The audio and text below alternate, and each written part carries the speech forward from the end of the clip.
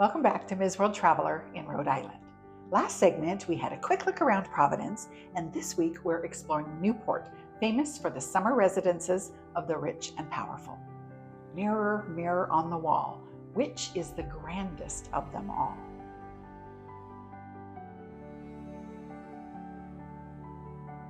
Named after the waves crashing against the rocks and modeled after the Italian Renaissance style of open courtyards, the Breakers was a modest 70-room, 138,300 square foot cottage commissioned by Cornelius II and Alice Vanderbilt during what was commonly known as the Gilded Age.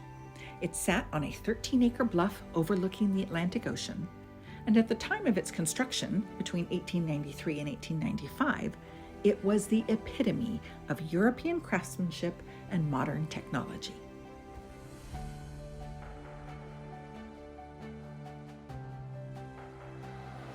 Welcome, good morning to the Breakers. My first awestruck moment was walking up to the house, but the second was upon entering the 50-foot long, by 50-foot wide, by 50-foot tall Great Hall. It was not only the sense of spaciousness coupled with luxurious materials, but that every surface was covered with something beautiful, and it was almost too much to behold. The ceiling was painted to look like the sky, and the Vanderbilt symbol of strength and longevity, the oak leaf and acorn medallions, were in the four corners, as well as other places around the house.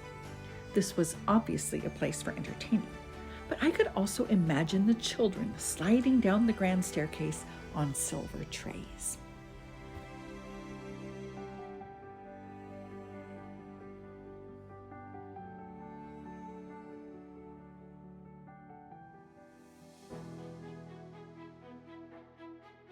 Now, I am a sucker for ornate decoration, and the dining room did not disappoint. 12 stone columns of rose-colored solid alabaster drew the eye upward, where the ceiling was a work of art. I had to take a moment to drink it all in. The imagery was of the harvest, with plentiful fruits and vegetables adorning the walls, which really did seem quite appropriate for a dining room.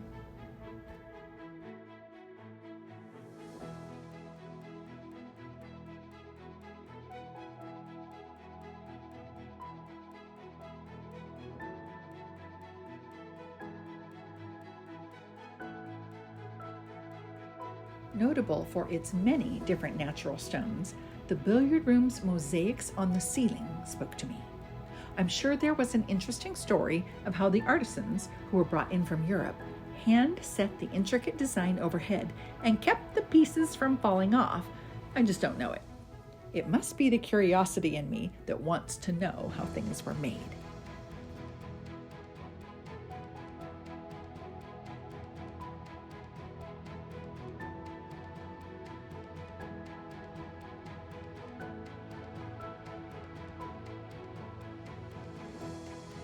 What I loved about the morning room was the soft blue and pastel color scheme, kind of like a palette cleanser from the high drama of the previous rooms.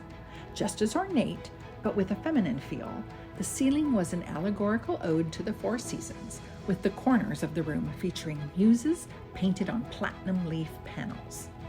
I'm guessing this would have been a relaxing place to drink coffee and plan the day's activities.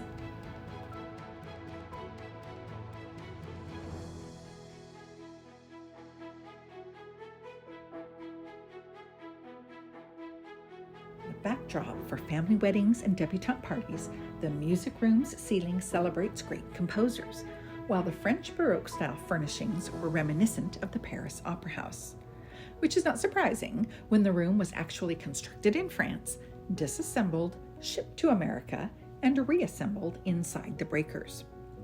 With a lifelong love of playing the piano, it was all I could do to not sit down on the bench and see for myself what it would be like to perform in such a beautiful setting.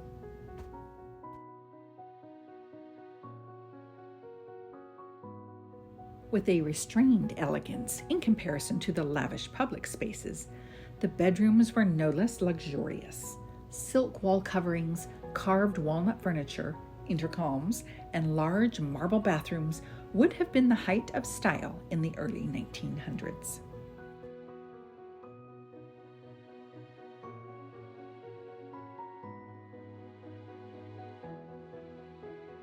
They say, whoever they are, kitchens and bathrooms sell a house.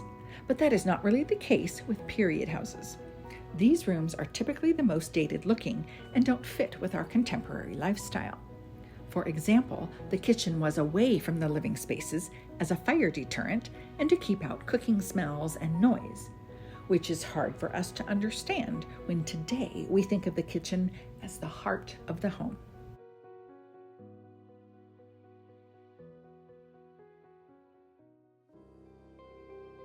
On the way out, the final area to see was the gift shop, which had some lovely items to peruse. I thought the self-guided tour was easy to follow, and being timed to control how many people were in the house at one time, it didn't feel overcrowded.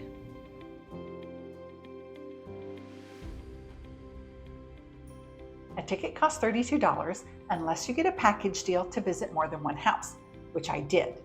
Which means I'll have more history, art, and opulence to show you next time on Ms. World Traveler in Rhode Island.